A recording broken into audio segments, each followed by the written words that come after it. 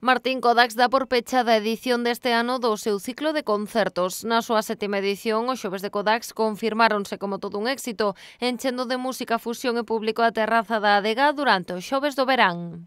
Hai uns días só fechamos a 7ª edición dos xoves de Codax, unha edición que nos definimos como un éxito rotundo, vale? Onde estivemos cheos todos os concertos, onde nos visitou moitísima xente. Esta sensación de éxito ven dada tamén polas cifras. Este ano os xoves de Codax recadaron case 45.000 euros. Resaltar que recaudamos perto dos 45.000 euros, que é unha cantidade moi importante, creo eu.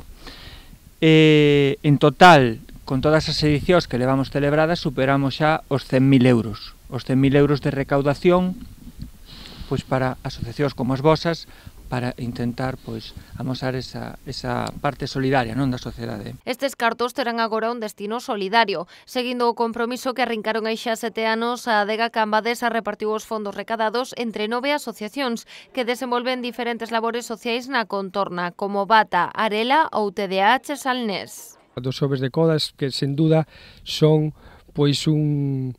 un evento de indudable valor social e cultural para a comarca do Salnés e máis alá incluso. Que teñamos a posibilidade de visibilizarnos as entidades, non?